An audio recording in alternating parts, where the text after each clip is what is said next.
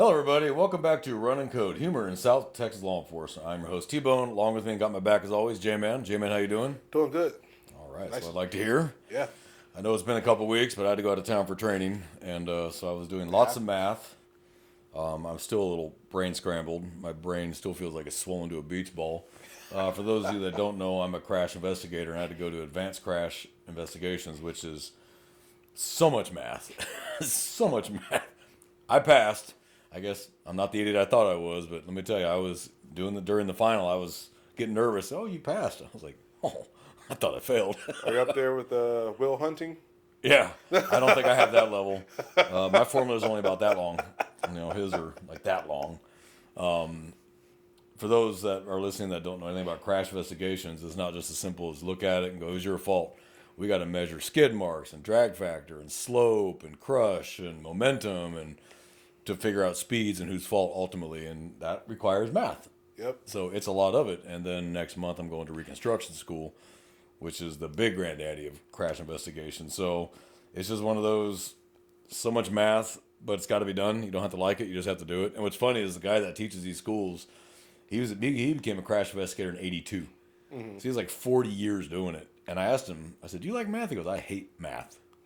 Hate it. He goes, but if you know your formulas, it's just knowing the formulas. And you have your formula cards. Okay, I need speed. I need distance, velocity, momentum, whatever the hell it is. And you just got to know how to find the information to put in the formulas. Then once you know how to work a formula, you're fine. Yeah. And I guess, the mathematical order of operations, PEMDAS. You got to know that. Please excuse my dear Aunt Sally. Yep. Because you're going to have all of them in one formula. You're going to have division. You're going to have multiplication. You're going to have division and multiplication inside of parentheses. And then you got to, and you miss a step. You're going, this guy wasn't doing 300 miles an hour. Something's wrong. Oh, I forgot to square it, And you're like, whoops. So damn, PEMDAS. Oh, that's like high school. It is. And I was not a good... Middle school, at least. I was not a good student in high school. So I was really rusty in math. So, oh, man. But I did it. It was 2 weeks. I spent 2 weeks in Houston. Not a fan of Houston. But they get a lot of real business down there in crash. Tons of it. They average a lot of fatals down there because just the sheer amount of the size of people, and it's almost 7 million in that whole county. Yep. They got fatals left, right, and center. So they have a lot of real world experience, and that's what he was. He was a crash investigator for the county for like 40 years. So damn. He's seen it all. Like, oh, yeah. And now he's a certified national expert. So he actually testifies at the trials. He gets paid to do it. And they, law firms will call him, or he'll be a rebuttal witness, stuff like that. So now he's teaching. That's what he does now. Now he teaches all these schools. But he's got the 4 decades of experience to do that. So when he speaks, people listen. Right. He does not have to raise his voice. He just says, that's wrong. Okay, that's wrong. You don't have to argue with him because he's not going to hear it because he knows what he's doing. And he was able to teach this stuff without even looking at the books. I'm just like, oh yeah, did he put the formula up? And it'd be this long. And I'm just like, I'm never going to get this shit. And I did.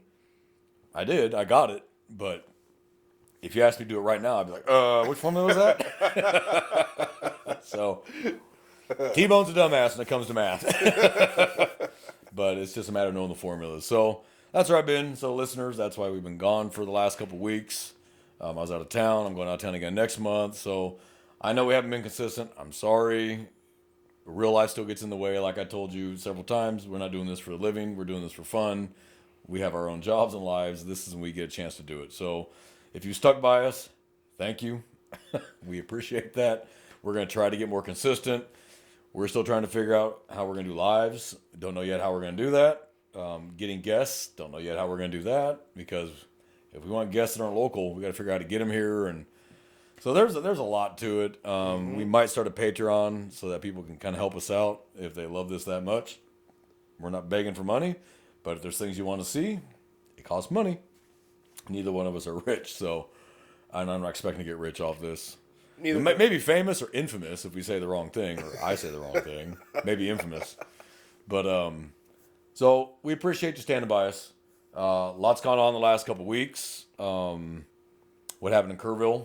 Yeah, that was tragic. And in fact, I would have been up there if I hadn't been going to training. I would have been up there. We're not far, and the boss said, if you weren't going to training, you'd absolutely be up there. But I need you in this training. You need to have this school. But they all went up there. And they've told me some stories, and it was pretty tragic. I know there's a couple that are going to be scarred for a while.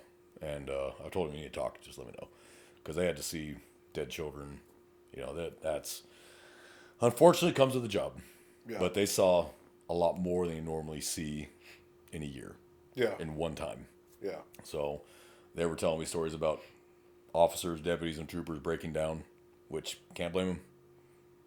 I mean, you shouldn't have to see that stuff, but unfortunately, that is the lot in life we've chosen, and you're going to see it, and you're the one who's got to deal with it, and so a lot of people need a lot of mental health help after that, and I don't blame them one bit. Can't make fun of them. Shouldn't have to see that. Yeah. And they say there's still 100 plus missing, and they're probably never going to find them because they're buried under tons of silt and sand and rock, cars that are completely buried. I don't know. Did you see that one picture, the F-150 or 250 that was completely buried?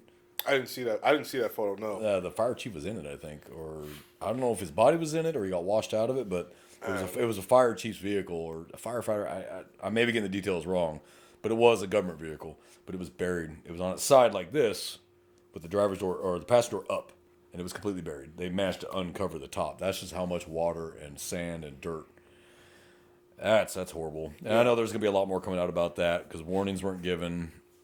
Yeah, that's tragic. That's horrid. So our hearts go out to the families and of those children and the first responder to go up there and see that and deal with that. And I wish I could be with you guys because I know one should have to do that alone, but I unfortunately didn't have a choice. And hopefully I'll never have to do something like that. But again, that comes with this job. So Yeah.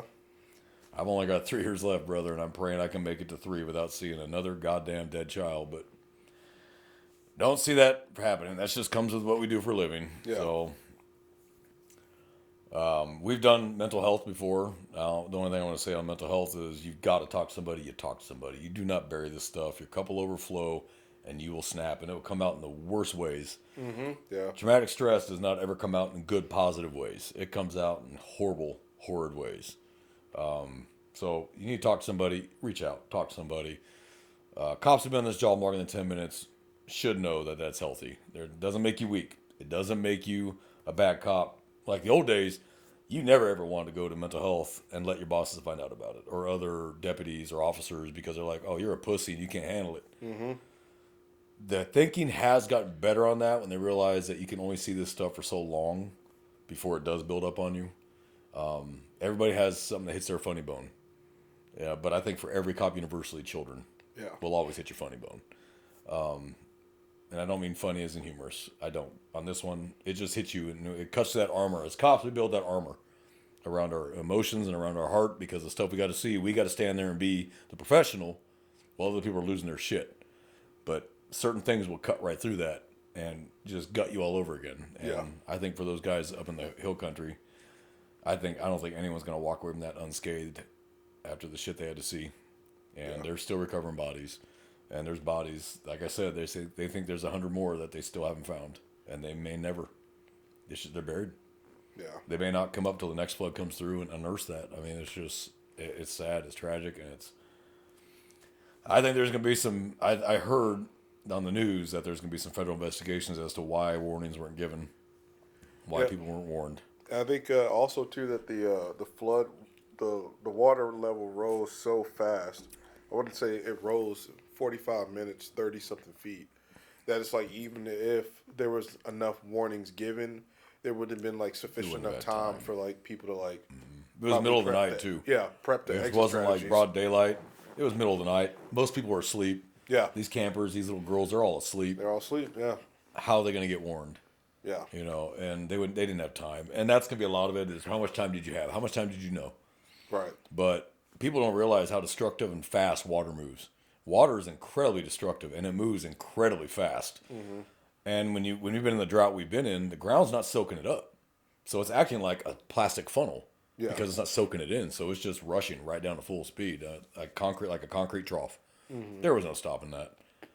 You could just get out of the way if you were lucky, Right. and that's all you could. And so our hearts go out to the hill country up there, and the first responders and the families and everybody up there, and HEB.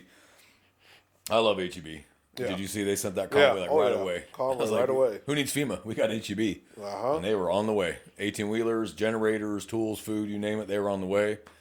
That was awesome to see. And everybody poured in to try to help. And then some people got in the way because they just wanted a political. I don't know if that was that senator or congresswoman or whatever, but she went up there and got in the way of everybody. And it's like, you're not here to help. You're in the way. Yep. Both sides are doing it. Both sides. It wasn't just one. And Yep. as much as I am a well-known Republican, both sides are doing that crap. And you're not here to help. You're here for a photo op. We want you here to help. You want to help? Donate money or use your position to bring awareness to help. Don't. This is not a soundbite to make yourself look good. These are children. Okay. It is what it is. Politicians, they can't help themselves. There's a camera, and they will run over their mother to get in front of that camera. I mean, unless they screwed up and then they walk out like this, Yeah. Anywho, but so J-Man and I, over all these episodes, we've touched on our next topic that we're going to discuss today a couple times. Why do you want to be a cop? We've talked about it, but we never really did a deep dive. All the different motivations that people have. Everybody becomes a cop for different reasons, whether it's a family trade or they just need the job and hey, paid well and is stable, or military veteran still needs that sense of camaraderie, or adrenaline junkies. There's a million different reasons. What you always hear people say, what I've always heard people say is, "Oh, I want to help people."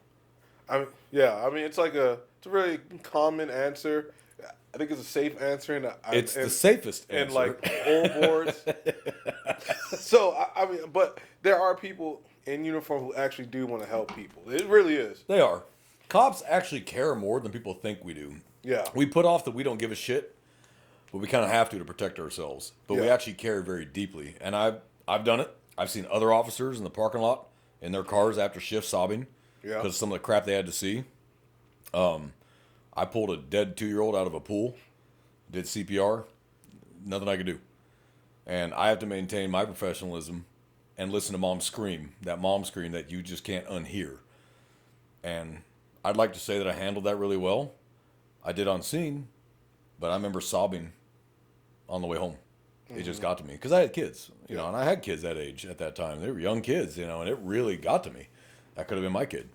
And I think any human, we have that instinct to protect a child. That's a human instinct, is to protect a child, like to protect young puppies. That's why I love puppies and kittens and children, because we're innately born with that instinct to protect something that's helpless. Yeah. When you can't protect them because it's done prior to your arrival, that guts you. Yeah. Then you become a parent, magnify that, because now in your head, that could have been my child. So there is nothing wrong with driving home sobbing at all. You got to let that out. Don't bring it home to poison your family or bury it, and then it just comes out against your wife and kids or your husband and kids, and they don't understand why mommy or daddy's acting different. PTSD does change you. It changes the way you act. It changes the way you think. It changes the way you're hyper alert. It comes out in a variety of ways. The only good news about the last haven't been at war since 2001, and for this generation, is that they have a much better understanding of mental health. Much better understanding of PTSD, much better understanding of how to even start helping instead of burying the problem or saying it doesn't exist or you're too tough for that. You're human. Yeah. And it's going to back up on you, and then it's going to bury you.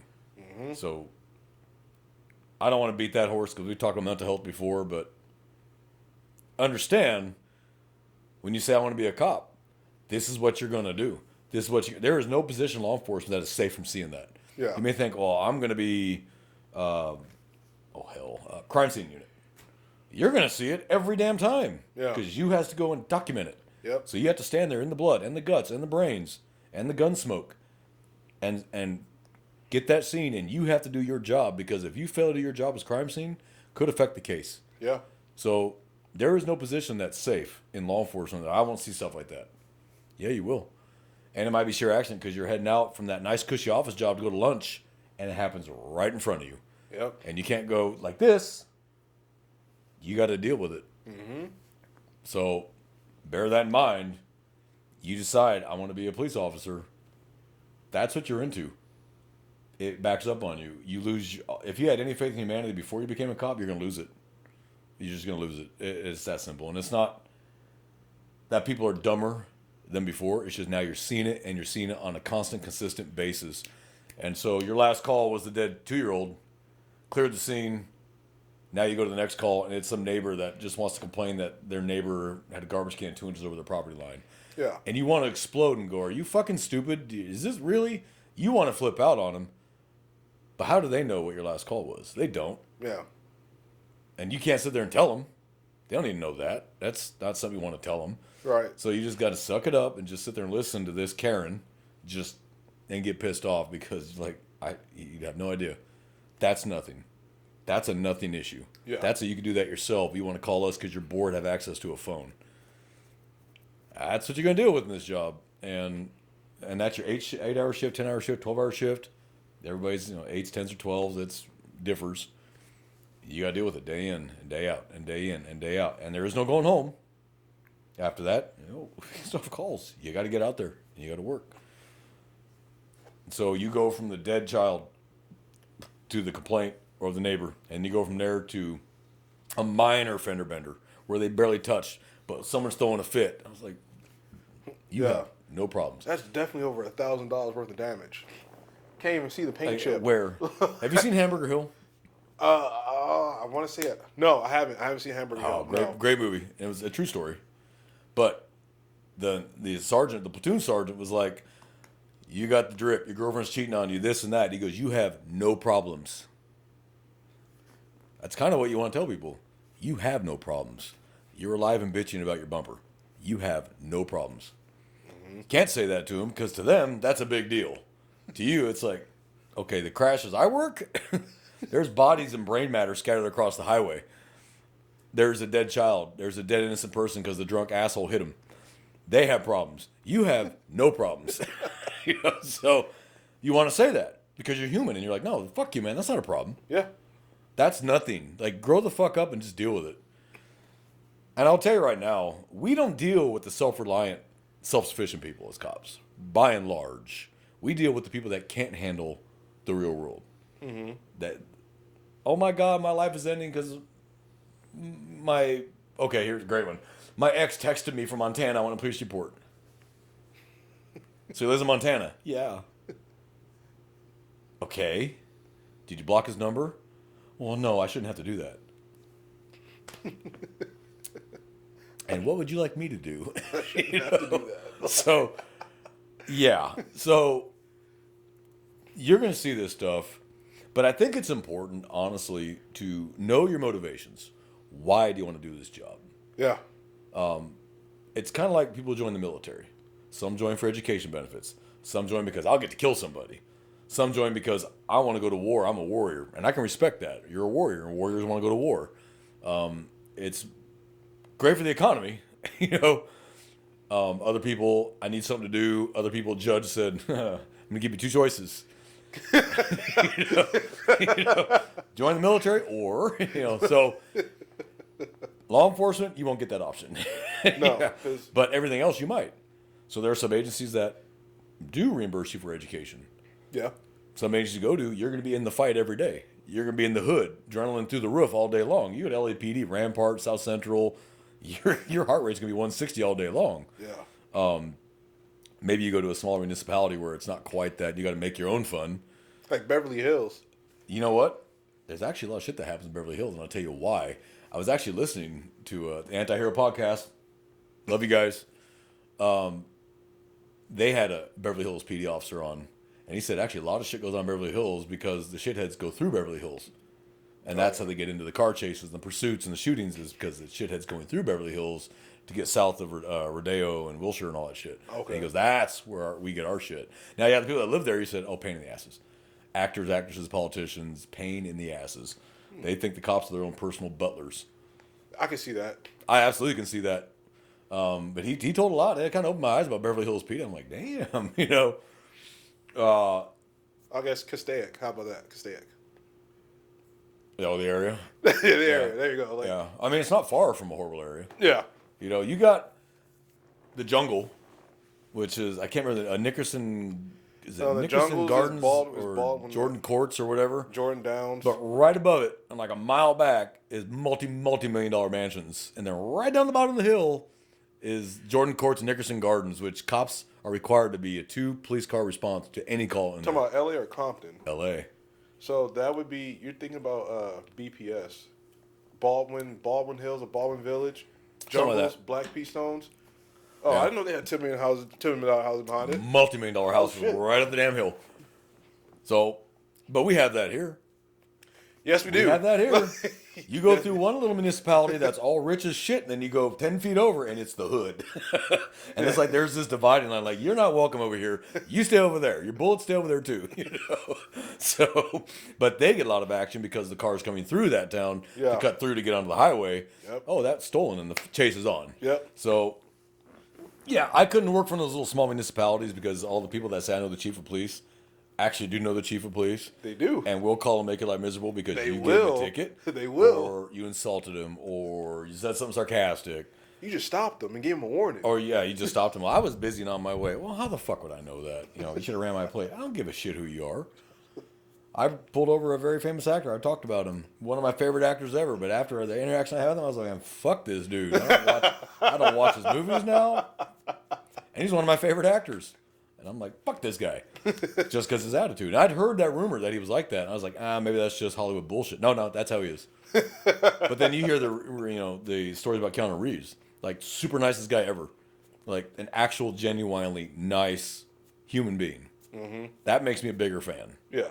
Because he's rich. He could be that snobby dickhead, still get, one of the highest paid actors ever. Yep. And no one will really say much because that's how you're expected to be. But he's actually genuinely a nice person. So I respect that. Yeah. That makes me respect somebody. Actors that act like that guy did, fuck you, dude. I get you're a little people fatigued. I understand that. I'm sure you can't go anywhere without, can I get an autograph? I get it. But I pull you over because you ran the stop sign doing 20 over the speed limit. I don't know who the hell you are. And your car's not registered to you because they don't register their cars themselves. They're registered usually to an LLC or their lawyer or something like that. Never registered to them for good safety reasons. They're not. Yeah, absolutely, yeah. But I walk up, hello, I'm so-and-so, and the reason I stopped you, and they're, I'm like, okay, well, I need your license. You know who I am. Still need your license. Because that could be a go-by. Most actors don't use their real names. Yeah. They go by. So I'm like, no, I need your actual legal license. I need your legal name. You know how I am. Oh, yeah, I got to go Wikipedia your shit now to run you. Really? Like, come on, dude. So, thank God I didn't have a warrant, though. That would have been like, oh, fuck me. Call the sarge. Call the lieutenant and the captain. Yeah, you don't want to come out here for this one. Trust me when I tell you, you'll know why when you get here. These lawyers probably already on the way. Oh, yeah. So, but I think it's important to understand your motivations. Why do you want to do this job? What is it you're looking for out of this job? Is it you just want to do 5 years, get some experience, do something else? Is it you want to do the full 20 or even 30 or 40? 40. We have one guy in my agency, it's 38 years. I'm like, it's time to retire, brother. Time. Way past time. You're maxed your retirement. You've maxed everything. Like, dude, you've seen it all. Time to call it a day. Go sit in your porch, drink beer. Like, dude, you've earned it. You know what I mean? But there's a curse, and we'll talk about that with cops and retiring. We'll talk about that curse because there is a curse with cops retiring, but I'll tell you how to defeat that curse. But a lot of people don't do it because this job consumes you. Mm-hmm. And you make this job your whole entire life, and that's all you are. You have nothing to stand on when you retire. Yeah. Your whole world is now gone. And now you have nothing to fill that vacuum and that void of adrenaline and active lifestyle. And you just... Yeah. So we'll talk about that. Yeah. So I can tell you why I joined. I came out of the military, multiple combat tours, that camaraderie with that close-knit, these are my brothers and I would die for them and they would die for me. I missed that. I needed that. I needed the adrenaline. I needed the rush. So that's why I joined. I want the adrenaline. I want that camaraderie. I want to have guys to my left and right. And it could be girls. When I say guys, it's unisex. Just so everyone knows, don't get all twisted, ladies. You include you too.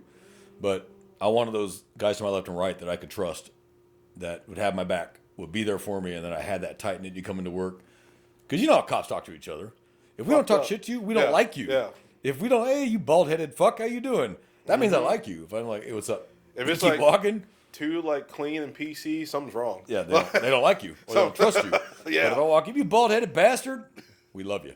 That's just how guys are, and that's how cops are. Yeah. We talk shit to each other because we like each other, and that's how you build that camaraderie. But I know that same guy, and I maybe in the fight later, I know he's gonna be right there next to me, and I why worry when I know I got that right next to me? I got it. We got it. We'll take care of it. And that's why we hurt when a cop goes down. Yeah. We hurt badly because that one could be any one of us. Yeah. Two, you may know that guy personally, and you just shared a Whataburger with him, and then an hour later, he's dead. Yep. And that gets to you because that could be you. Yeah. No, You know, you're right. 'cause- Yeah. I don't know if you're a Trekkie. I love Star Trek and Star Wars. I'm actually a bi-space guy, so I like Star Trek and Star Wars. That makes me weird. But Captain Picard, in one episode, did say something that was very smart. He said, you can do everything right and still lose. He goes, that's life. You can That's do right. everything right and still lose. That's absolutely right. So in this job, you can do everything right and still lose. You can lose your life. You can be hurt. And you did everything you could, everything you were trained to, everything you learned from experienced officers, and then over your time, and still get hurt. Yeah. So just because you lost doesn't mean you did something wrong. That's just life. So that's why I joined. Mm-hmm. I don't know what your motivations were. So, I don't come from a law enforcement family. My mother, she was a cop. She was a detective. Now, I remember being younger and like messing with the gear, the hat, whatever. Oh, yeah, of course. But when I became a teenager, it's not that I didn't like the police. It's just I really wasn't thinking about that. So, Well, where you lived, the cops weren't exactly what, I mean- what everyone wanted to see come around the corner was a Baltimore officer, right? they all right. You know what I'm saying? Like, You say that now. so I just wanted to go to school, kind of do that stuff, but I was doing security work as I was like going to school. So when I moved to Texas, it was saw a sheriff's deputy, and that kind of piqued my interest. And then when I like put in the application that I was going to go work in the jail, that was kind of different because it's not like street work. It's obviously you're in the county jail, and I just ended up liking it, and I ended up liking the law. So it's really kind of hard to say maybe why I joined. Maybe it was because of like what my mom did, just seeing it and ingrained in me and planted the seed early, and that's just what I was going to do because I actually do like it. I like it, and there's been a couple of things that happened to me in this job, and I'm still here. Like, Yeah. one being shot at. If I wanted to catch pussy and leave, I would have left right after I've been shot at. Yep. Still doing the job. Yeah. Or work in the jail before any of that even happened. Mm-hmm. A lot of people will just leave. Yeah. They're Oh, not showing I've up back seen to them. work I'm like, tomorrow. hey, or- where's so-and-so? Oh, he turned in his badge. What the fuck? The bullets missed him. Like, really, dude? Yeah. But so- you get people that are like, hey, look, this ain't worth my life. I have a kid at home. I'm not going to leave my child. And I understand that. And I Yeah. get that. Yeah. But did you think it was never going to happen to you? This job is not forgiving. Mm-hmm. Mother Nature is neither merciful nor nice. Well, neither is yeah. law enforcement. Yeah. So it shouldn't be the first time that you get shot at is the first time you think about it. Yeah. Like, it should be in your mind, like, hey, this might happen. 24/7, yeah. So I think that for me, it was just ingrained in me. And naturally, I've always been told that I like to be right, which I don't think that's true. But my mom says I know it's you true. way too well. I've never seen that. My mom says I have to be right when I argue. I don't know. It's a mother thing. I'm not going to go against my mother. So I'm like, okay, sure. You're right. I've known you for how long? Been almost Well over a decade. Yeah, and I've yeah. never seen that side of you. I'm the one who always has to be fucking right. And everybody knows me will tell you he has to be right. But the curse is I'm usually right. So when you're right 99% of the time, you really pissed when you're wrong 100% of the time. And then I started studying like legal concepts of my own, amendments, case law behind it, and none of that to me is boring. I will sit there and I'll read the Texas Penal Code book, criminal traffic law manuals, Black's Law Dictionary. I just like law in general. So it's Case great, laws great fit for me. Great fit for me. And that's why I joined. I know it's a complicated, long ass answer, but really, if I got to get down to the root of it, it's because of seeing what my mother did. Yeah. And that was it for me. I mean, it's the last. Cops are the last of society's warriors outside of the military. We're still the ones people call to tackle that guy with the gun. We're still the ones to call when someone's being hurt. We're the last of society's warriors. The problem is society doesn't want to see how it's done. Yeah. They'd rather just say, "Oh, you took care of it." Well, there is no nice way to arrest a combative subject. There's no nice way to do it. It doesn't exist. They want us to. You got all the Facebook experts that live in mom's basement, 300 or 400 pounds eating Cheetos, trying to tell you how to be a cop. Well, you get off your fat ass and you go do it, and then you'll change your mind real fast. A lot of people who ride along and they have this one They get perception. their eyes about opened up real They quick. open up real quick, super quick, and it's just like, you put too much faith in people that they're actually going to listen to us. I think that's the big thing is, and they're not. But there's also officers who, why don't you listen to me? I got a badge on. Yep. Okay. They don't care about your badge. Some people do not give a shit about your badge. Tell that to the twice convicted felon who was a gang member, and you just pulled him over with some weight in the trunk. Yeah, and he's going to fight you because he knows he's going to go away for a long time. He's on 3 strikes. Listen to me. Yeah, Listen. he's going to be like, And especially if you don't come correct. Yep. You don't come with some gangster to you, which I hate to use that word, but it's true. It's true. You can be polite and still be professional and get your point across. But sometimes you got to motherfuck somebody too. Sometimes you have to do that. And it's not that you want to talk down to them. It's that that's the language they understand. So I can say 10 times, "Hey man, have a seat. Hey man, have a seat." Or finally I can just go, "Sit the fuck down." And he sits down. I'm like, "Okay, thank you." Coming right doesn't mean I'm going to kiss their ass. That's not what that means. I will be polite, but I will be professional, but I'll be stern if I have to be. But I'm not going to motherfuck them or insult their mama or all that stupid bullshit to make a point, because that doesn't do anything. When it's necessary, though, use it. But don't ever insult their mama. Yeah. I've seen cops do that. I'm like, dude, what? Are you serious, man? Why is that necessary? Like, I'm the first one to talk shit, but there's no reason to do that. Like, had nothing to do with what happened here, and you just insulted the guy's mom. He socks you in the mouth, I'm like, well, you did insult his mom. You insult my mom, we're gonna fight. That's a shit and kick your ass first. So, a right way and a wrong way to approach everything. But if you want to dive into the deeper motivations, there is a sect of cops that I just want to shoot somebody. One day I want to shoot somebody. Oh, yeah. I mean, we're not exempt or safe from people with wrong intentions wanting to do the job. We're not. You can do all the screening in the world you want to. You can run a full CCH, Interpol, and everything, and go clean record. They can pass the psych eval. They can pass the academy and show that I am the best cop there is on the planet. You don't know what's inside their heart. Yeah. Or you don't know what later changes them. Yeah. Maybe they did start out that way as I want to save the world and I love people, and mentally it started getting to them. Yeah. Or mentally they started identifying with the wrong crowd, and then now they're using their badge to get... And I'll tell you right now, it doesn't start big. You don't start out stealing money from crime scenes. It starts out little shit. Yeah. I got away with that. I'm going to get away with this. I'm going to get away with this. I'm going to get away with this. I'm going to get away with this. And then eventually you get fucking caught. Yeah. And then people start coming forward. He did this to me. He did this to me. He did this to me. And there's a long trail of people you have wronged that were waiting for their opportunity to get your ass. Yep. But there are people who do come in from the start with a criminal mindset. We don't catch them all. Yeah. Just like every other job on the damn planet, you're not going to catch them all. And people are like, well, how come you didn't catch them? Because they're human beings. Mm-hmm. And they fooled us. Kind of like women who say, how did you not know that cop was bad? How come you didn't know that piece of shit you dated was a piece of shit until after it was too late? He hid it. Because everybody's on their best behavior for a certain amount of time. Yeah. 6 months, a year, whatever the hell it may be, and eventually it comes out. So the women who say that, or guys that say the same shit, how come, well, you dated that girl who was a fucking psycho, but you didn't find out for a year. Yeah. She was on her best behavior until the truth came out. Yeah. And then you were shocked. It's the same shit with us. You don't see it all right away. They don't come into the academy first day going, I'm going to steal shit and fuck people up. That's not what happens.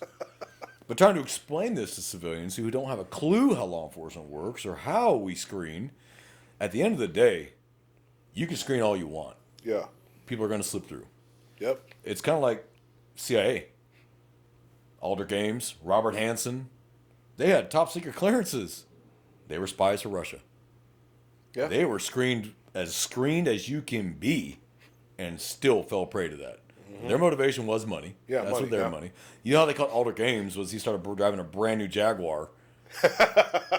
And it still took him a while to figure that out.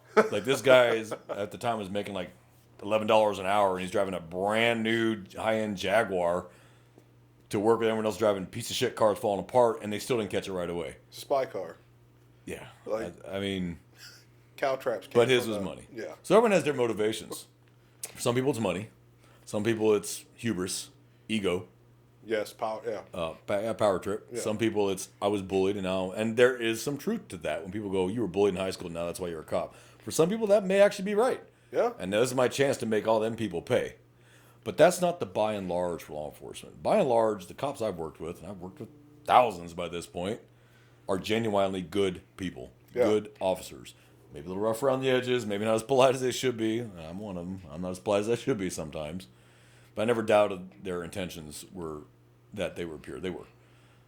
But one slides through, and then they get caught, and you're just like, no shit. Now, people think, oh, you should have known that.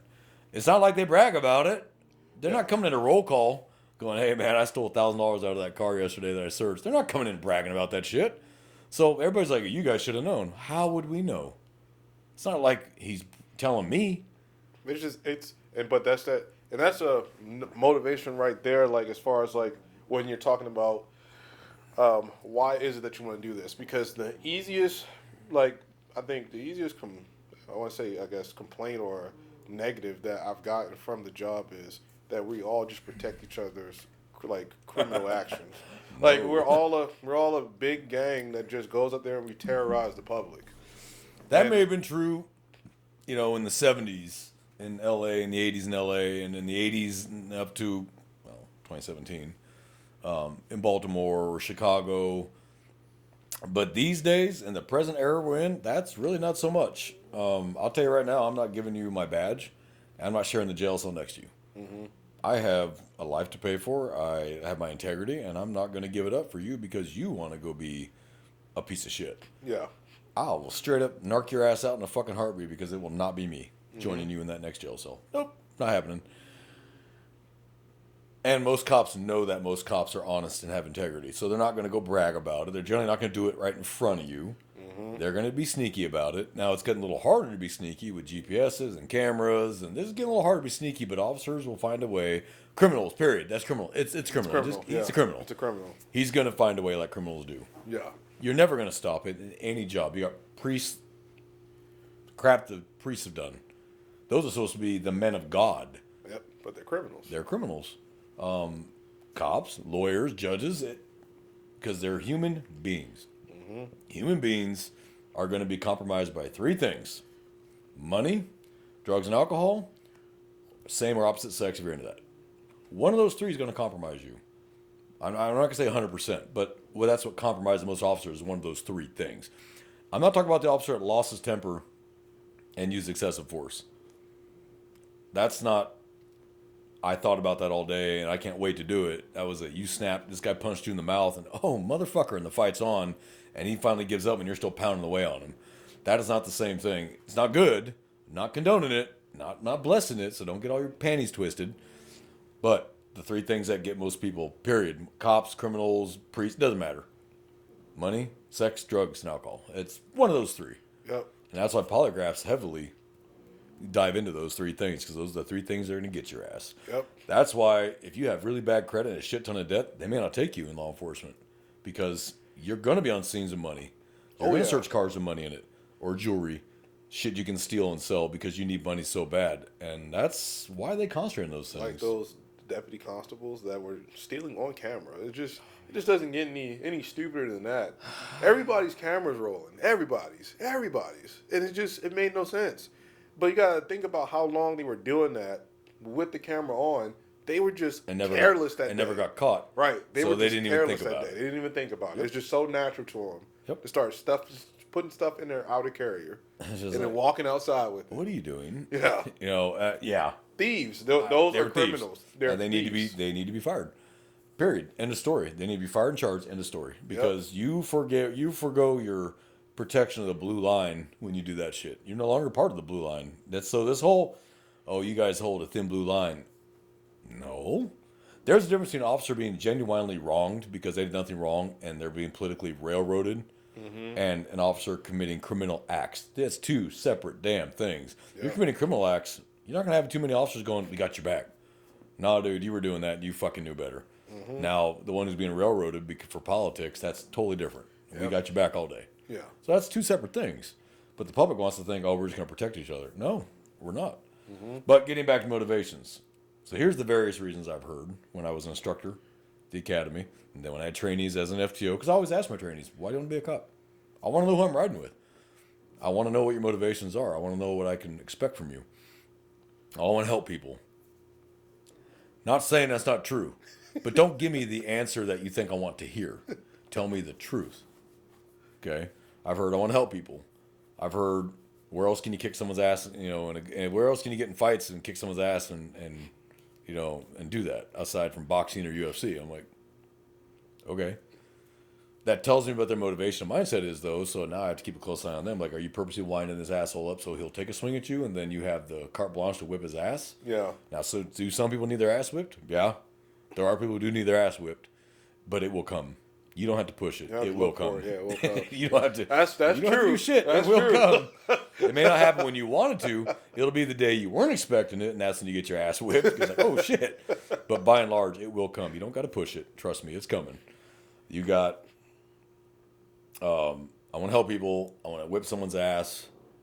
I missed the camaraderie in the military, and I wanted it back again. This is the only way I think to get it. I'm an adrenaline junkie, and the only way I feel happy is my heart rate's constantly up because you never know what's going to happen. Okay, fair enough. I've heard all those different reasons. Educational benefits, get some real world experience. They want to be a lawyer, but they want to get some real world cop experience. Okay, I can see that. So I've seen all these different motivations, and I've seen people initially tell me, I'm going to do 30 years, and in 5 years, like, you know what, this isn't for me. And I can respect that. When you learn that something's not for you, and you walk away from it versus getting yourself or someone else hurt or killed, I can respect that, because this job is not for everybody. Yeah. This is why departments have high turnover, because a lot of people realize, hey, either I'm quitting because that scared the shit out of me and I got family and I'm not going to get myself killed, for fun, or it isn't what I thought, or the pay's not enough, or I can't stand my agency, whatever the hell it may be that you quit for, or hey, I've just hit my limit. Like I didn't think I would see this many traumatic incidences, and I can't do this. Okay, you know what? My hat's off to you, man. Yeah. And I wish you the best. The ones that can't respect are the ones that stay, knowing they can't hack it, but they're too embarrassed to walk away, and they end up getting themselves or someone else hurt. And usually it's somebody else that they get hurt because they didn't leave. You're not chained to it. Not a prison sentence. You're not in the military. You can resign, hell, halfway through your shift. I've seen people resign halfway through their shift. Turn around, drive back to sub, throw their badge down on the watch commander's desk, and walk out. Okay. Sucks, thanks to the hole you just left us, but at least you knew yourself better to realize I need to walk away now before I get myself hurt or killed, or somebody else. So I think it's important people to understand their motivations. Now, it could be a combination of all those things. I want to help people, but I also love to get in fights, and I love the adrenaline. It could be a combination of any one of those things I labeled off. If your sole motivation is to come because you want to kill somebody, please go somewhere else. Yeah. Become a mercenary and go work in the Middle East or Africa. Don't. No, dude. Because every time you do that shit, and it's a bad shooting, we all look like shit. Mm-hmm. So if you want to go kill people, go be a mercenary and go to Ukraine. If you want to kill people, you can go be a mercenary in Ukraine, and Ukraine will hire you. Like, that's not why you're here. It would be nice if I never had to pull the trigger on this job. I'm one of the rare percentages that has had to. Mm-hmm.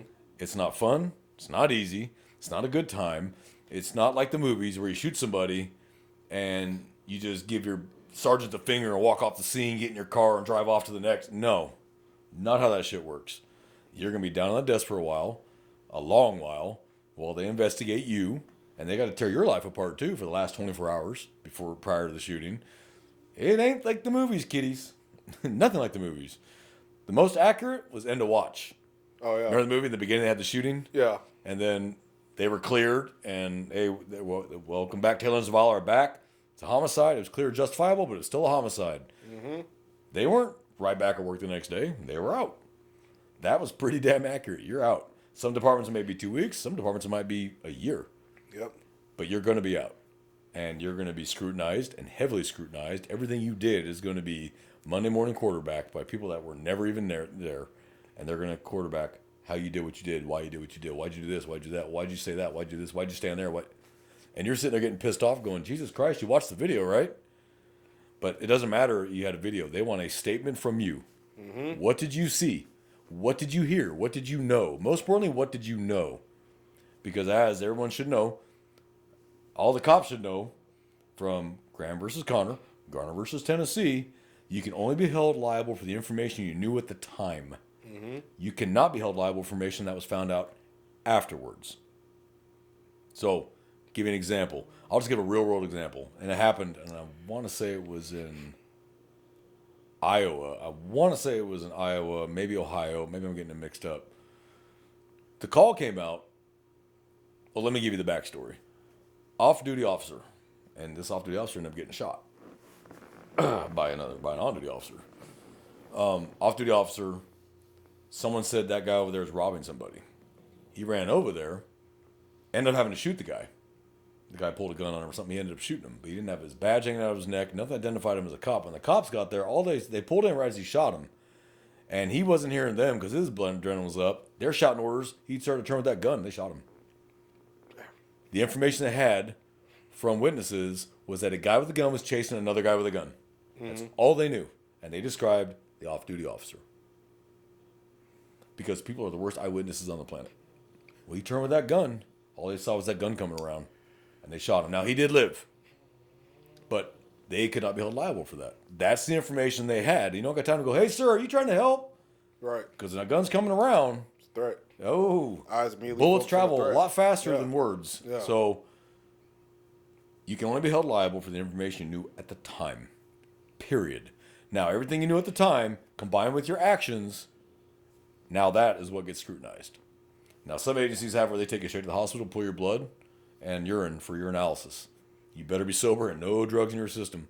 Even if it's a totally righteous shooting, if you were drunk or high, you're done. Mm-hmm. And that family will sue the shit out of your agency. It doesn't matter if the shooting was justified. You were drunk or high. Mm-hmm. End of story. They're going to ask, how much sleep did you get last night? Did you have a fight with your wife or girlfriend? I mean, they're going to ask you these questions. They're going to ask you because they need to know your motivations. And what they're really trying to find out is, did you have to do this? Right. Could this have been avoided? If they can answer that no, it would not have been avoided no matter what, you're going to be okay. Okay? But you still have to come down to CID, and you still got to write your statement about, well, type these days, but your statement, what happened? What exactly, start from the very beginning. This is not a Quentin Tarantino movie. You start at the beginning, and you go all the way to the end. So chronologically, why you did every single thing you did. Mm-hmm. And if you can do that, you'll be okay. If you can justify everything you did, you'll be okay. If you can't, you may have a problem. So your investigators do not care if the person was black, white, green. They don't give a shit about that. Why'd you do what you did? Because to them, that doesn't matter. Where that's going to come into play is up at the top. The chief, the sheriff, the director of your agency, whatever. When the media starts screaming and the families on Facebook screaming, they only killed him because he was insert demographic here. Yeah. But the detectives are going to be like, that's not why it happened. But the sheriff, the chief, or the director's got to be like, well, trying to appease the crowd at the same time to keep things from exploding without divulging too much information. But they can't just come out and say, it was good, it was blessed, when the shooting happened 5 hours ago. Yeah. Because then it comes back, it wasn't, and he lied. Or it comes back and say it was a bad shooting, and everybody believes that immediately, no matter what, automatically believes that. And then it turns out it was a good shooting. And then the sheriff, chief, or director has got to get up on the cameras and go, it actually was a good shooting. They're like, oh, you're hiding something. It's a cover-up. There is no winning. Don't even try. So, but you should know your motivations. So you start looking at your agencies. Do you want to be a state trooper? Do you want to be a municipal officer? Do you want to be a sheriff's deputy? Do you want to be FBI, ATF, Border Patrol, whatever? Why? Yeah. Why is this something that you want to do? Is it something you feel that I feel like I need to serve my community and this is how I feel best to serve my community? Great. We need those too. Good motivation. It is a good motivation, and as long as that really is what is in your heart. Yeah. And sometimes you have to arrest people to help them. Yep. Sometimes that's how you help somebody. I've arrested people that this was the only way that I was going to help them was to get them into custody. Whether that was in emergency detention for mental health or arresting him was the safest thing for him. Mm-hmm. Okay, and of course the guy getting arrested doesn't believe that, but that's fine. You know the truth, and I can sleep at night knowing that what I did was done righteously, under color of law, and I didn't violate anyone's rights, and I can sleep like a baby. Mm-hmm. So I've never arrested anybody I thought was truly innocent. Because you hear, oh, innocent until proven guilty, does not apply to cops. It applies to juries or judge and bench trial. Yeah. It does not apply to cops. We arrest you because we think you're guilty, not because we think you're innocent. Otherwise, we wouldn't be arresting you. Yeah. You violated the law. That's how we have to look at it. We can't play judge and jury on the street. Before cameras, we kind of could and use our best judgment as cops and go, okay, look at the big picture. Will this guy reoffend? Will this kid reoffend? But you wanted cameras. Well, you took away our discretion. And now you're going to jail on something that 10 years ago I could have been like, man, get the fuck out of here. Yeah. Don't let me catch you doing it again. I'm not kidding. Don't let me catch you doing that shit again. This is your freebie. I will remember. Those days are gone. Mm-hmm. They're gone. So now, if you did it, I'm sorry. You made the choice. Yeah. No, it's true. Yeah. I don't know what to tell you. It's kind of like drunk drivers when they kill somebody. I didn't mean to. I don't think you meant to do it, but you still did it. That's the one crime where everybody wants to have, like, we're expected to have the most discretion, and that the crime's not harming anybody. It's DWI doesn't harm anybody if we catch them and arrest them for DWI. And we're supposed to have all the discretion in the world when it comes to that crime. Yeah. Because I always heard, well, you're just wasting time. You're just wasting time. You should be out there arresting a real criminal. No, you know you always hear? You're doing too much. Yeah. You're doing too much. Yeah, a drunk driving, you are a real criminal. You are. You're not fictionary. Nothing about you is fictional. What you chose to do 20 times before I actually pulled you over and caught you, you're a real criminal. Yeah. Because what are you going to say when you eventually hit another vehicle and you kill people in that car, severely hurt them? Hell, what's your family going to think? You kill yourself driving drunk. Yep. Totally Everybody's avoidable. going to be fine with it? Completely avoidable. Then we're not doing enough. Yep. Like, at that point, we're not doing enough. And that's really the one crime from DWI to any of the DWI, any of the Chapter 49 crimes. Mm-hmm. Talk to manslaughter, talk to assault, DWI child, DWI, whatever it might be. All of those are 100% completely avoidable. Yep. 100% avoidable. It's the one crime that crosses all demographics. Young, rich, old, poor, thin, fat, black, white, old, tall, short, doesn't matter. That's the crime that crosses every demographic there is. You could be that guy who's never been arrested, never had a ticket in your life. You're going to promote you're going to party and celebrate your promotion. You have way too many, drive home, kill somebody. Yep. And now you're going to prison for at least 8 years minimum for intoxication manslaughter because you couldn't catch an Uber or you didn't want to leave your car at the parking lot or you thought, I'm good, I do this all the time and I've made it home every time until the time you didn't. Yep. So Texas, I don't know if you heard this, and I heard it in this last training class, that they're talking about raising every level up one in all the DWI offenses. So first will be an A. Second will be a state jail. I'm like, whoa. Or 1.5 or higher will be a state jail. I'm like, whoa. But I think that's needed. I personally, having cleaned up all the bodies I have from intox manslaughter, I think the first DWI should be a felony. Now that may sound harsh, but let me break it down for you and put it in a different perspective. What is a car classified as? A deadly weapon. Deadly weapon, yeah. What's a gun classified as? Deadly weapon. A deadly weapon. If I walk down the street and start wrapping rounds off of people, is that a misdemeanor? Oh, no. Okay. Now I'm drunk driving the 5,000-pound weapon down the street. That's a misdemeanor. Unless you hit someone or you hit and kill someone. But I missed him. But I was shooting at them, but I missed him. So why is it a felony? Because of the great bodily harm that shooting a firearm poses to someone, whether you hit them or not. Now where's the drunk driver in the 5,000-pound car going down the same road? If you miss them, yeah, that's nothing really. You just missed them. But you missed a him pedestrian. with the bullets. You're right. Right. So that's where I try to equate people. Like, understand this 5,000-pound weapon you're driving down the road. You're drunk. You no longer have the full total control you should have with it. And you have the potential to kill people. And you want it to be a B misdemeanor with an $800 bond and a smack on the wrist so you can go do it again? Yeah. No, it needs to be a felony. Now, that sucks that you'll lose your right to vote. You lose your right to own a gun. But clearly you don't make good choices. Clearly you don't. Now, I'm not the gunmonger that wants to take guns away from every single American. No, I love guns, and love, hey, have all the guns you want, dude. I love that. But you're showing you don't make good choices. You don't plan ahead. Yeah. Your DD decided to get drunk, so you know what? You got drunk on me. I'll drive now. Time to call an Uber. Uber, $40, DWI, $10,000 minimum, and lose your license. And if you're a guy that drives for a living, well, you may need a new job. Some jobs will fire you for just having a DWI. Not even if it gets convicted or not. Yeah, they just may the just fact say, you got arrested yeah, for it. you're gone. Because Can't you're trust you to be showing sober. they're assuming that we did our job correctly, and that's why you got arrested. Has there been an occasion where people have been genuinely sober and got arrested for DWI? Yeah. Yeah. Yeah. So let me tell you a little story in Houston. This happened years ago, but the instructor in the class was telling us about a fatality that he worked involving the Harris County Sheriff's Office and a civilian. This Harris County wasn't at fault. They were transporting a guy that they arrested for DWI. He was in the back seat, belted in and everything. Both officers are belted in. They're going up one of the on-ramps onto the highway, and it's got the walls. There's nowhere to go. It's single entrance ramp. Mm-hmm. Drunk coming right up, hit him head on. They had nowhere to go. And he slammed, because he showed us the interior cameras and the exterior cameras.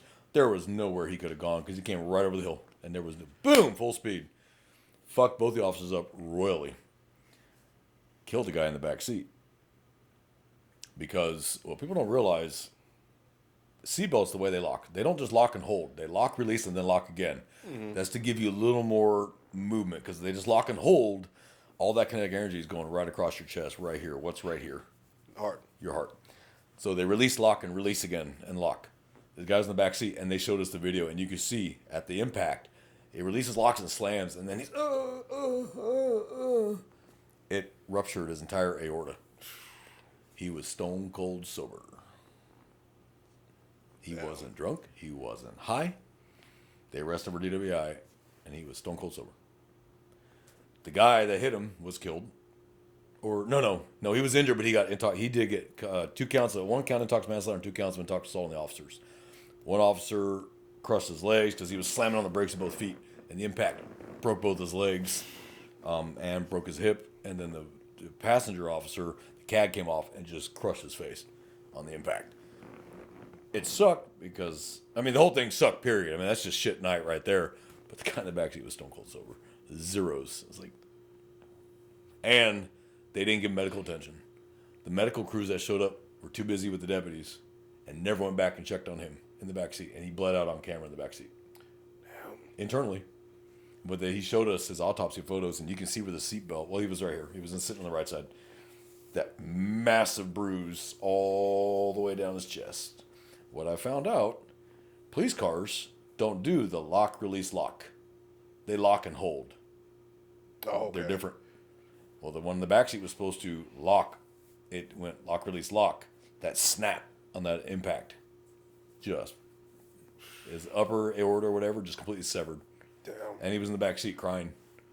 Like, he couldn't move. He's in handcuffs. He's in a cage in the back. And it was actually really heartbreaking to watch. So, of course, family sued, the sheriff's office when they found out that he was sober. And, of course, they sued the other guy. And there was a whole long chain of lawsuits from that one. I don't know why. I never got the full story. I ever obviously read the report about why they arrested him. What did they see that drove them to that decision? But turns out he was stone cold sober. Mm-hmm. So either he had naturally occurring nystagmus and refused the SOSC. They're like, well, fuck it then. You're under arrest or something. Yeah. Who knows? Luckily, both those officers survived. It's heartbreaking and tragic that guy died because he didn't have to be in that car at all. This guy was actually drunk and driving the wrong way up the fucking on-ramp and killed him and hurt those 2 officers bad. And they had nowhere to go. He slams on the brakes and he put him all the way to the floor and just wham. And it was a big car that hit him head on. It wasn't like it was a big car that hit him head on. So 2 opposing forces. Crash is all about Newton's physics, Newton's laws, right? Mm-hmm. Objects in motion, stay in motion. Objects at rest, stay at rest. Yeah, objects in motion. That's a lot of kinetic energy being transferred. Big words for cars hit. Ooh, big noise. Big crash. I can show you the kinetic energy formulas if you'd like to see them and to I calculate don't. how much kinetic energy that was, but it was a lot. So it's kind of like an 18-wheeler. 18-wheeler at 65 miles an hour hitting a car. I can show you how many foot-pounds of pressure that is, and it's in the millions. It's in the millions. So they did a case study where they had a vet who was doing 200 hit a car and how much kinetic energy that Corvette had. I was like, woo, millions. It's got to go somewhere. Energy goes somewhere. Yeah. You don't just stop dead, the energy stops. Yeah. For those of you dumbasses that don't wear seatbelts, the car may stop at 60. You're still doing 60 until you hit something that's solid enough to stop you. So just so y'all know, not wearing a seatbelt's a bad idea. Wear a fucking seatbelt. So Yep. You may think the ticket's bullshit, but yeah. until Until you hit the A pillar at 60 miles an hour with your forehead, or the windshield at 60 miles an hour with your forehead, because the airbag is designed to come out and stop you because you're wearing a seatbelt and you'll meet it. If you're not wearing a seatbelt, you're going to go over the airbag and right to the windshield. Let me tell you, that windshield's harder than your head. And you're just going to pop. Seen it? Because they didn't wear a seatbelt. If they didn't wear a seatbelt, they would have probably walked away. Or maybe just minor injuries, some gunpowder rash burns from the airbag, maybe some bruising here from the seatbelt, but they walk away. Instead, they weren't wearing a seatbelt, so they went over the airbag and hit the windshield, and you can see the imprint of their face, and the windshield is cracked out like this, and you're like, idiot. Yep. And their whole face is just completely shattered. If they survive, they're getting plastic surgery. You know, wear your seatbelts, people. Wear your seatbelts, and brother and sister officers, please wear your fucking seatbelts. Yeah, wearing your seatbelt's important. I got T-boned on duty. You know. I remember that. Yeah. I remember that. Wearing my seatbelt. And you're wearing your seatbelt. That's why you're sitting across from me right now, probably. Yeah, wearing my seatbelt. Instead of medical retirement, or the worst. No, yeah. Because No. what kills officers? What three things kill officers? Car crashes, gunfire, health. Yep. Those are the three things that get officers. Yep. Car crashes is number one, not bullets. Number one is car crashes. 2 is health. 3 is bullets. In that order. Yep. But it's car crashes because we work 8 to 12-hour shifts. You're driving anywhere, if you're a small agency, to maybe 100 miles in an 8-hour shift, to a large agency where you run 300 miles on a 12-hour shift, 5 days a week, or whatever. The odds are not in your favor. You're going to crash. You're going to have a crash. Whether it's your fault or someone else's, you're going to have a crash. That's just the odds. They're not in your favor. Yeah. And then running high-speed code, and that guy blows the red light, and you had the green, still your fault. Yep. Because you didn't clear it, even though how are you going to clear it? Because this dickhead racing the light, and it turned red, and he still keeps coming, and he goes through, and you broadside him, or he broadside you, and because you didn't slow down for the intersection, because people are stupid, we know they run lights. So it happens. So, I don't know, we keep getting off on these tangents. Yeah. But It happens. it happens. Know why you want to be a cop. If you're not doing it for ethical, moral reasons, please don't come. Please Yeah. don't do it. Because even if you're in Bangor, Maine, your shitty bad day up there, your criminal day up there affects every cop in this country. Mm-hmm. It's probably one of the few jobs where it affects every single other person in that same job across the country. Because now the people in San Diego think that because that asshole in Bangor, Maine did it, that this cop in San Diego is going to do it too. Mm-hmm. And we can stand there all day long. I'm not going to hurt you. Instinctively, they lose more and more trust in us every fucking time. And that's the number one hardest thing to ever get back is trust. Yep. Because it's gone. Because of that jackass 3,500 miles away across the country. Yep. So, and media doesn't help. Social media does not help. The media doesn't help. Oh, we have all the answers without any of the facts. And they put out what they think is the truth. And then when it comes out that it really wasn't that way, the media is nowhere to be found. They're crickets. Rarely printing retractions because then you got to admit they were wrong. They don't like doing that. And so they just hope that it'll get dropped and they can just move on to the next thing. Mm-hmm. That's how media works. We all know that. So I think it was important today to talk about why people become cops and whatever their motivations are, whatever their reasons are, whether it's a family trade, come out of the military, you want something to do, a judge. Well, never mind, you won't get that option. That's military. You thought it looked cool. You wanted to wear a gun and badge to get laid. There's motivations too. We didn't talk about that one, but that's actually somebody. I will wear this badge and gun belt, and I will get laid. Yeah, you will. But the women, go back to our Badge Bunnies episode, and see why that's a bad idea. Oh yeah. Because that never ends well. If you're doing this job to get laid, that's why you're doing it. you will get laid, and you'll eventually lose your career over it. Because one of the potential outcomes could happen, have an argument, all of a sudden she's upstairs calling 911, you hit me. Yep. The end, because she's going to win that one no matter what, and Yep. your career just got flushed. You may get lucky and have proof you didn't, and eventually the truth comes out, but you're going to ride the very hot seat for a while. And if you get an agency that is hair trigger, they may just shit can you anyway, because they believe where there's smoke, there's fire. Not always true, but that's what they believe for their own public image. So, yeah, if you're doing this job because you want to get laid, please go be a fireman. Yeah. Go be a fucking fireman. You can do the same thing there, but you're not as likely to get fired. Pretty much. And You know. everybody loves them. Now, don't sneak women into the firehouse like those idiots back east that had all those strippers and shit fucking sleeping in the firehouse. Like, you idiots. That's something that's something I can see firefighters doing. They did. That's some firefighters. They did. I can't remember what it was, but they did. I don't remember how they got caught, but they did. They already have a pole. Yeah, they have the pole. They have the pole. Right down it. It's right there. Yeah, next up on the pole, fiery bush. So, that's what I wanted to talk about today. I thought it'd be good that people can, if they're thinking about becoming a cop and have been watching our podcast, that they can listen to this and go, okay, what are my motivations and why wouldn't it be a good idea, or why would it be a good idea, X, Y, Z. And bear in mind, this job is not for everybody. And that's okay. That is okay. There's nothing that says you're a bad person because you go to field training and go, this ain't for me. There's nothing wrong with that at all. Yeah. You just know that is when you need to walk away and you'll be fine. Yeah.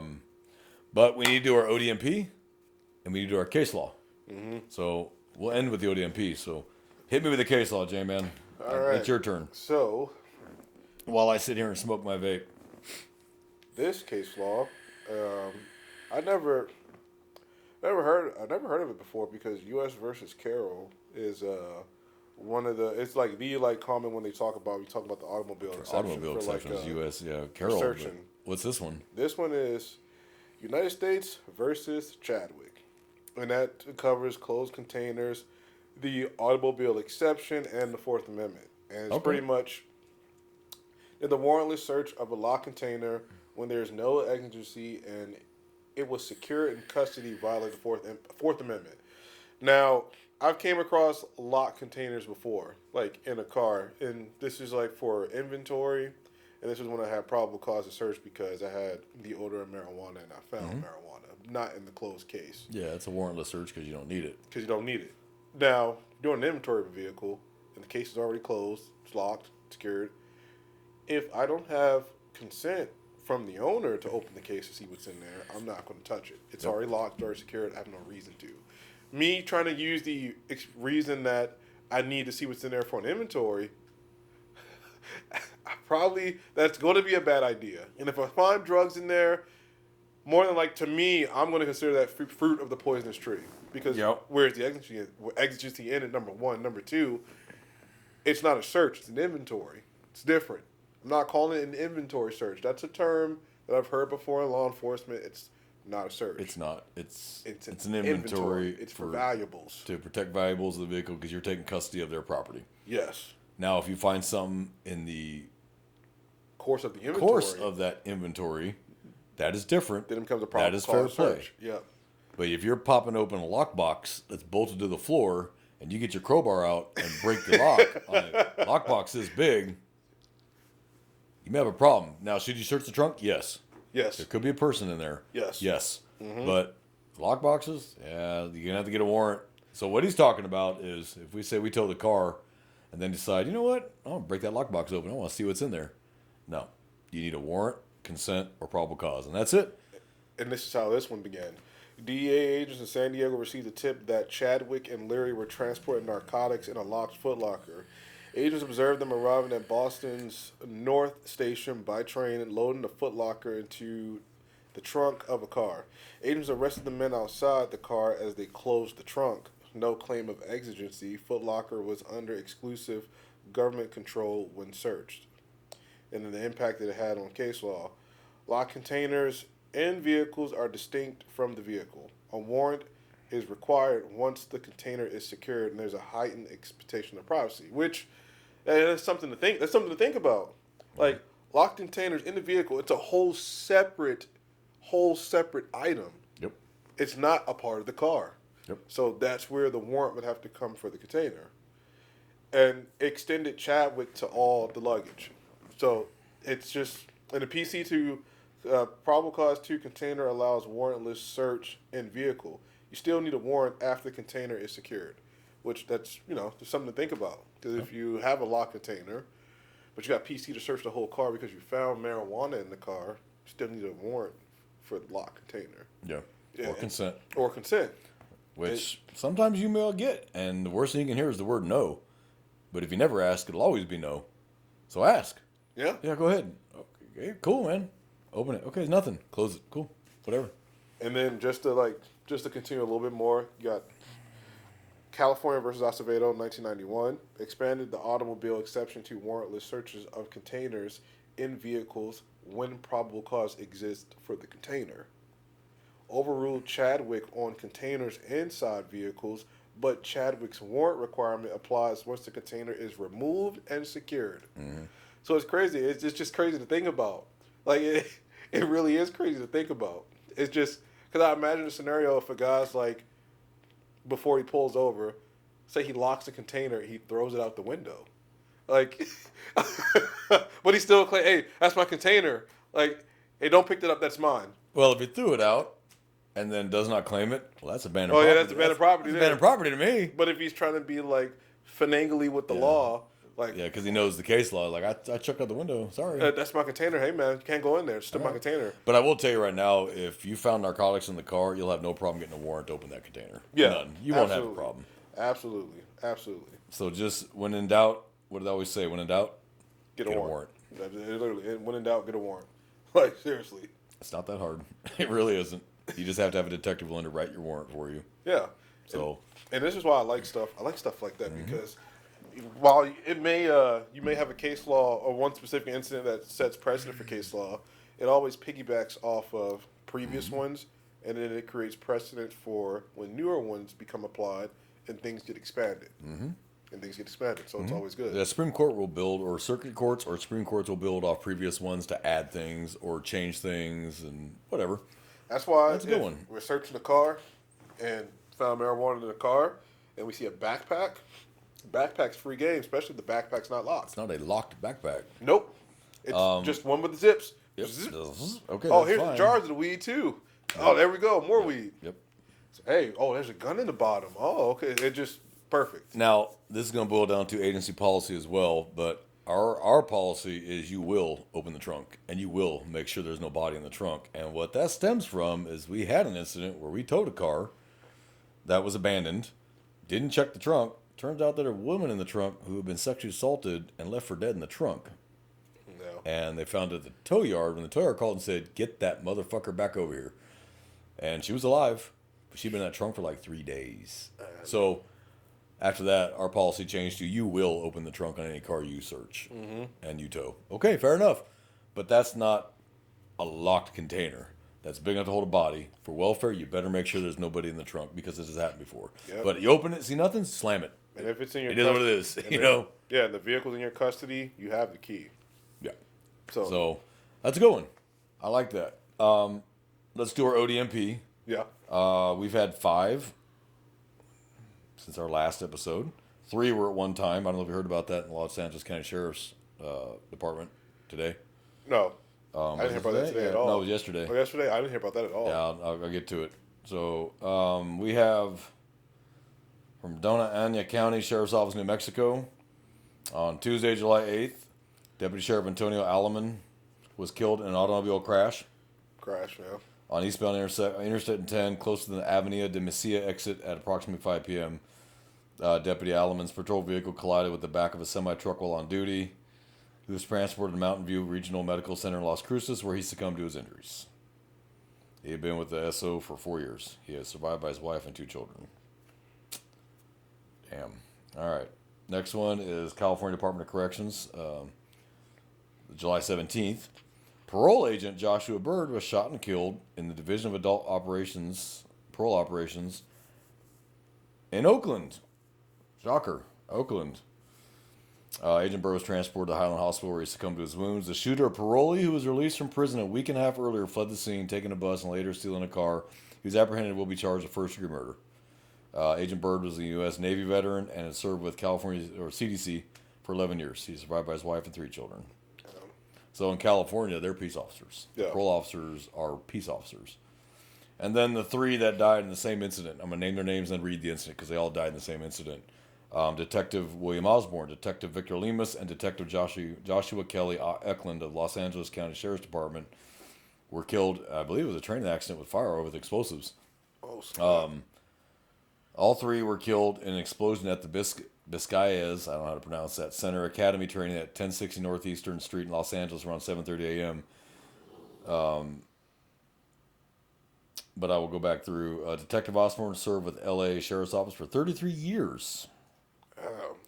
Survived by his wife, who's also a detective with Los Angeles County, 4 sons and 2 daughters. Let me go back. Detective Lemus had served with Los Angeles SO for 22 years. Survived by his wife, who's also a detective. His 3 daughters, 3 sisters, who also served with Los Angeles Sheriff's Office, and 4 brothers. Good Lord. Mm-hmm. And then Detective Eklund had served with Los Angeles SO for 19 years. He's survived by his wife and 7 children.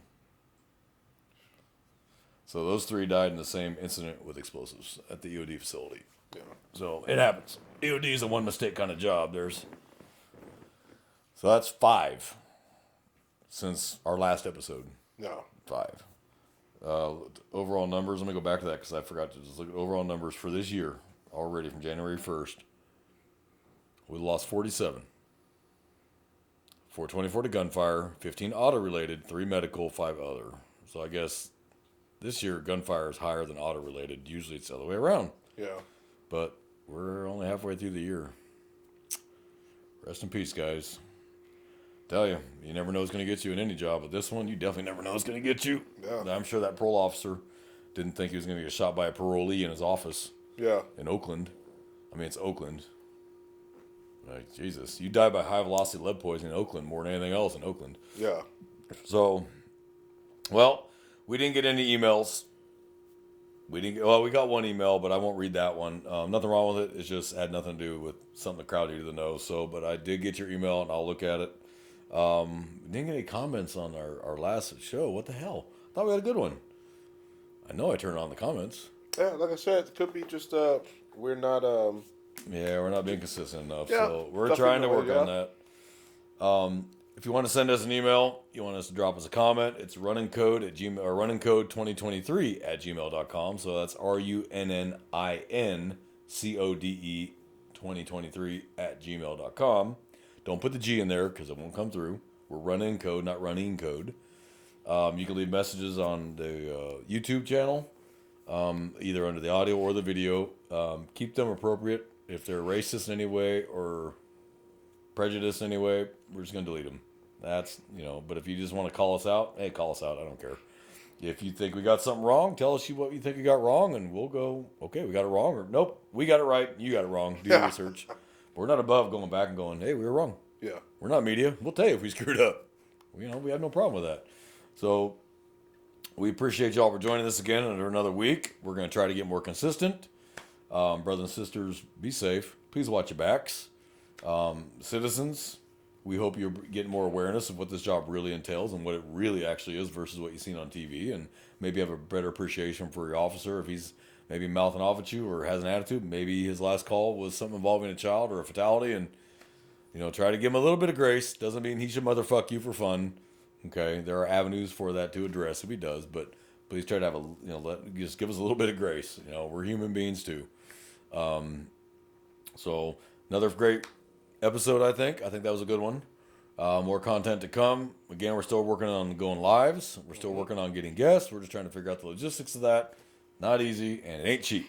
Yeah. Nothing in the podcast world is cheap. Nope. Nothing. These mics aren't cheap. I mean, nothing is cheap in this world. So we're working on it, but just stay tuned. Please stay loyal. New listeners, we appreciate you. Old listeners, thanks for keep listening. Please pass us to your friends and family. Tell everybody to give us a listen. And Jamie, anything to add? Nope. Well, from J-Man and I down here in South Texas at Running Code, we appreciate you watching. Y'all have a good week, and we're out here.